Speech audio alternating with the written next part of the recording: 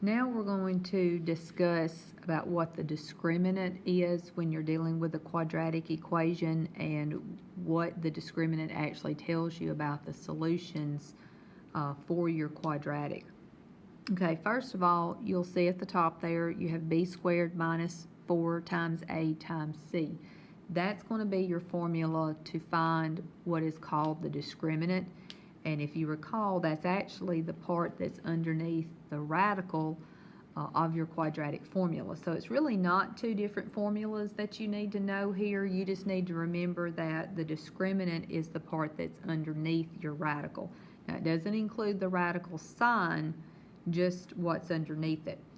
Okay, so what you're dealing with is if you apply this formula and this ends up giving you a value that is bigger than 0. So in other words, it's something that's positive, because if it's bigger than 0, you're dealing with a positive number.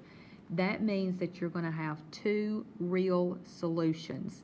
Now, since these are quadratics, of course, on the previous test, we learned that when you graph a quadratic, it's the shape of a parabola. So that's why we're seeing those two shapes here with these sketches that I've done. So when I say that you have two real solutions, that means that you're going to have two x-intercepts.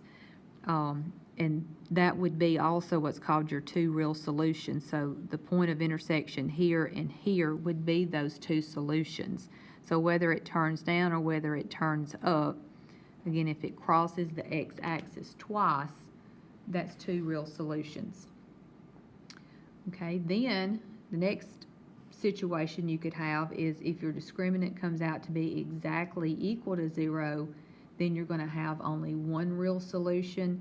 So when you're looking at your graph, the only way that you can have one real solution is if the vertex of your parabola happens to be the x-intercept. So therefore, this touches your x-axis only one time. So you only have one x-intercept, which means you only have one real solution. Okay, the third possibility would be if your discriminant gives you a value that's less than 0, which means it's negative. That's going to tell you that you have no real solutions. Now, I'm kind of jumping ahead just a little bit here, but there are solutions in this situation. It's just the solutions are imaginary, and that's actually something we're going to discuss in the next section, is imaginary numbers and imaginary solutions. But what it's concentrating on right now is just real solutions. So like in this case, you have two real, this is one real, and this would be no real. So relating that back to the x-intercepts that we've talked about, if there's no real solutions, that also means that there are no x-intercepts.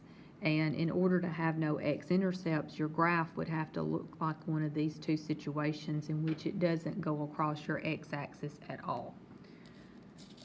Okay, now actually finding the discriminant and determining your solutions is not hard at all. I was just, trying to explain what all that information is actually giving you.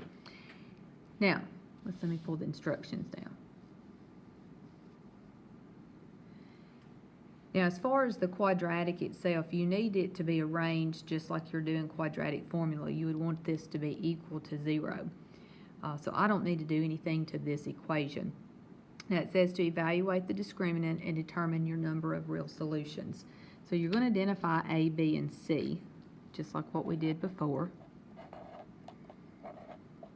Okay, so A would be -2, B would be +1, and C is going to be -28.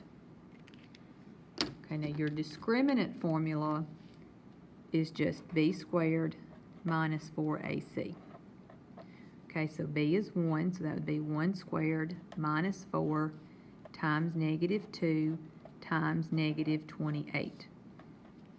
Again, just use your calculator to help you out with this.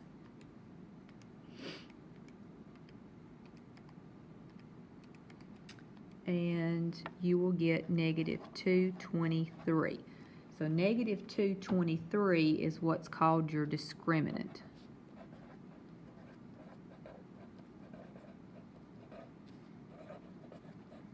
Now, from your discriminant is where you're going to determine how many real solutions you have, and that just goes back to the notes that I had just given you a few minutes before. Since this is negative 223, that would actually fall under this third situation because negative 223 would be less than 0. So how many real solutions are there? There are no real solutions.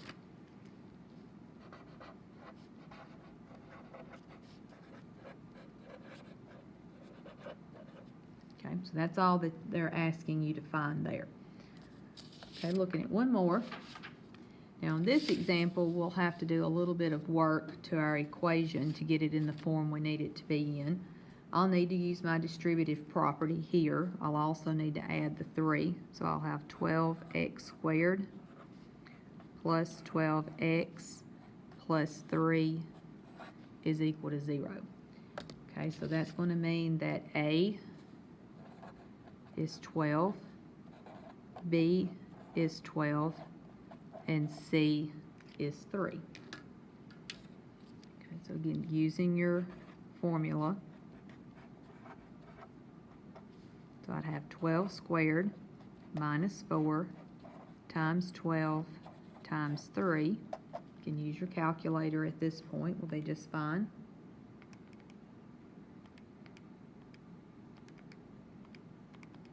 So that will give me 0. So again, 0 is your discriminant.